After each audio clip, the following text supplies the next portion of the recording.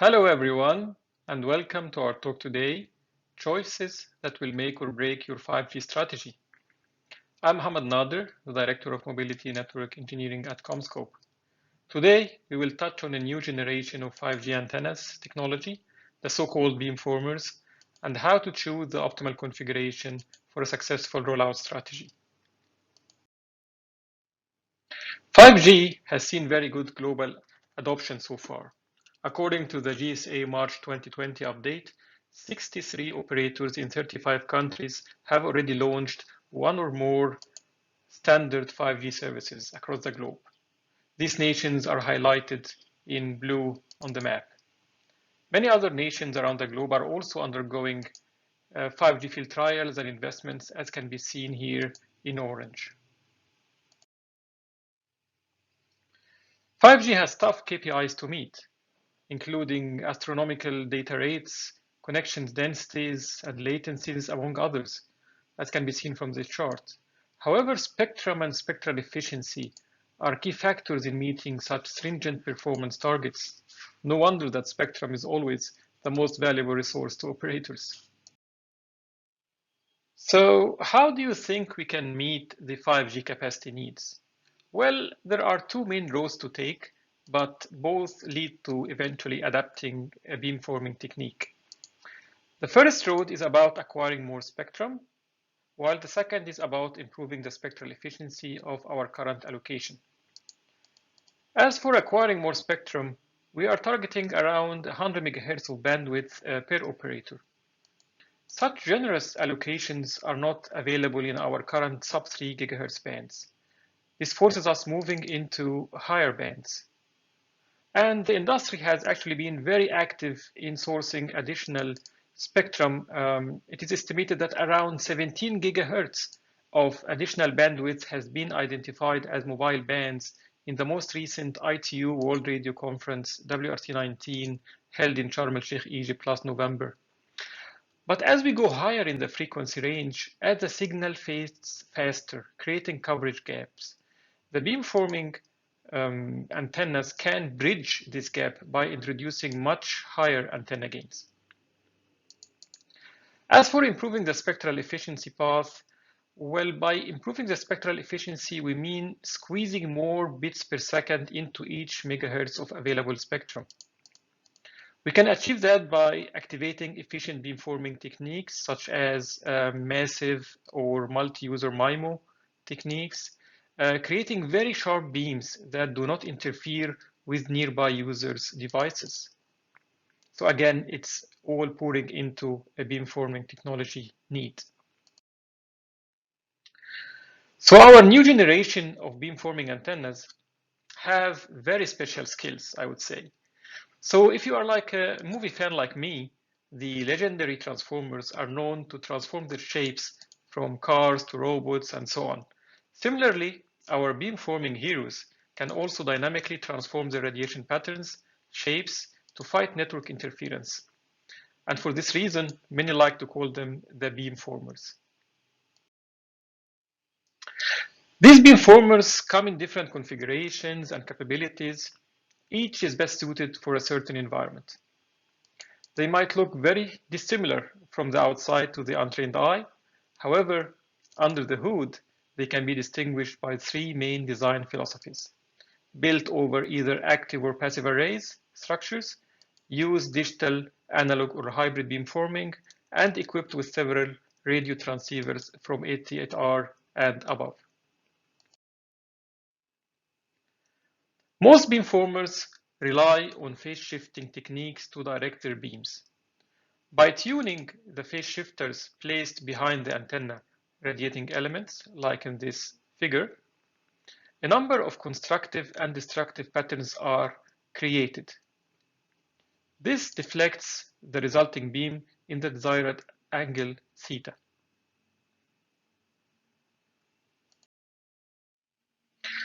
The phase shift control can be fully digital by the baseband unit, or it can be also fully analog, and that is by introducing analog phase shifters, or it can be also a mix of both.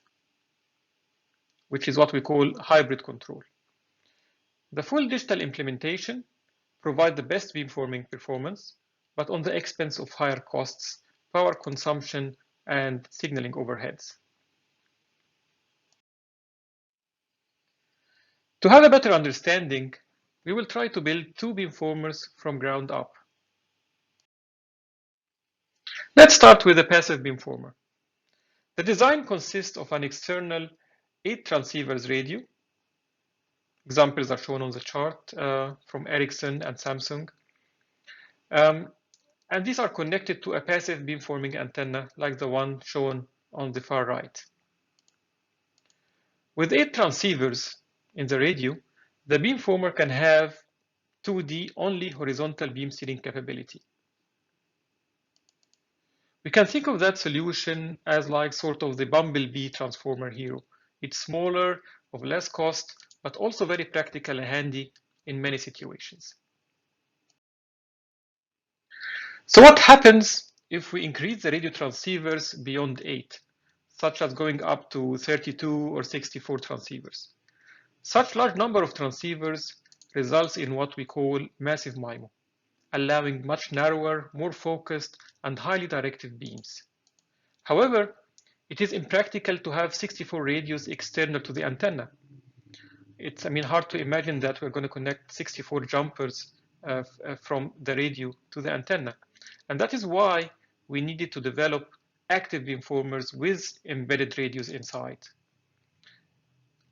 Equipped with 32 or 64 transceivers, the beamformer can have meaningful 3D beam steering capabilities.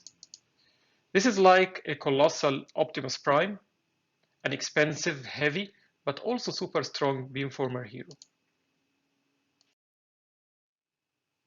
Beamformer strategies. As we have previously seen, there are numerous beamformers heroes to choose from, such as the ones listed on the right of this chart.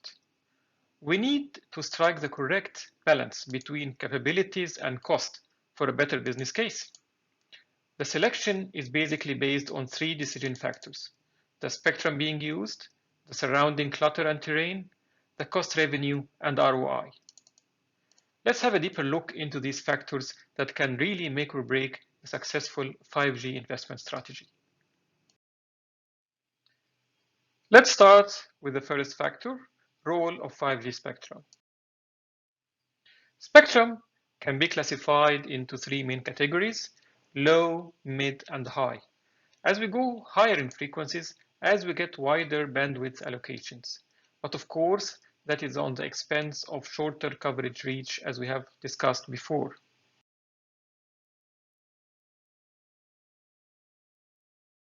These two charts show a comparison between the 5G signal availability versus throughput from a live test conducted in the US. Verizon millimeter wave 5G deployment shows least availability around 6%, but however, that's also reflecting on the highest and best download speed during that exercise. This is because the millimeter waves have tremendous bandwidth, but of course with very limited coverage reach. Beamformers can solve the degraded coverage performance for higher frequency bands. With massive numbers of radios and antennas, the beamformer can create laser-sharp beams directed to their target users. Not only these beams have much higher focused energy and gain, but also they reduce the interference to other nearby users. One note has to be made here. While it is true that a beamformer can solve the downlink signal reach limitations, we still have problems on the uplink path as the user's devices have much limited power resources in their transmission.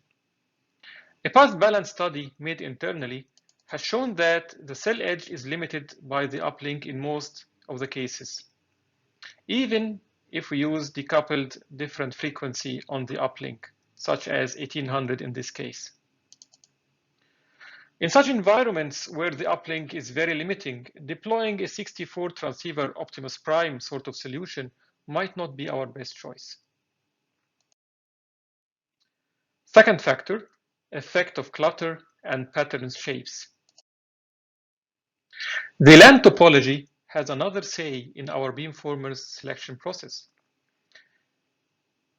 As seen on the top right picture, if the target area is of mainly high-rise buildings or hilly terrains with users distributed vertically and horizontally, then a full power 3D active beamformer is definitely in need. On the other hand, if the area is like suburban with low height buildings and mostly horizontally spread users, then a 2D beamformer might make a better fit. A study published in the IEEE Communications magazine showed that for horizontally distributed users, a 2D beamformer with sharper beams can result in higher capacity than a 3D beamformer with thick overlapping vertical patterns. The takeaway here is that understanding the user's distribution is important to decide on the best solution. Third factor, effect of traffic and revenue. It is estimated that only 10% of most network cells are fully loaded, while the rest are really underutilized. These 10% is really where the highest capacity solutions are needed and where the ROI can justify the costly investment, such as going for 64 transceiver beamformers. Another study shown on the graph below showed that massive beamformers' effect on capacity is mainly visible at shorter side-to-side distances. For example, in a dense area with around 200-meter interside distance, a 64 T64R beamformer increased capacity to around 10x from the traditional or the underlying 16 T16R beamformer, which had a 2x increase on performance. On the other hand, for 1 kilometer interside distances, shown in dark blue, there was almost no capacity gain, going for more than 16 transceivers, and as shown on this chart. In summary, the expected traffic and revenue provide a third dimension in choosing our beamformers configuration. In low revenue areas, which could be flatter terrains, a 2D passive beamformer might be more suitable. As we span the chart to the right into higher traffic areas and more complex terrains, a stronger 3D active beamformer appears as a better choice with a fast ROI. Now it's time to have a quick look at some innovations in the industry that can further empower our beamformers heroes capabilities. Traditionally, as shown on the left figure, a typical mobile site consists of a baseband unit, BBU, and a remote radio unit, and a passive antenna. This architecture has proprietary vendor-specific BBU RRU interfaces, such as the CPRI in this case, and doesn't allow for efficient centralized functions for cost reduction. Now, as we move on forward with the integration of radios and antennas into a single beamformer unit, many operators are pushing to open the beamformer's interface, such as the open front wall interface shown in this figure. The Open RAN approach has also gained some political momentum by countries that do not own 5G RAN vendors and have security concerns. You see, with an Open RAN approach, software companies can easily enter the market with virtualized RAN solutions. But in the end, this is to free the beamformers from specific vendors' lockdown and encourage innovation in the industry by smaller players and startups. The design shown here is a passive beamformer with its radio integrated on the antenna's back panel. No additional mounting space is needed, and that is why we call it zero footprint. The antenna itself is also a mix between 5G passive beamformer and traditional 3G and 4G ports shown in the bottom with surrounded yellow and red circles. Also notice the new cluster connectors.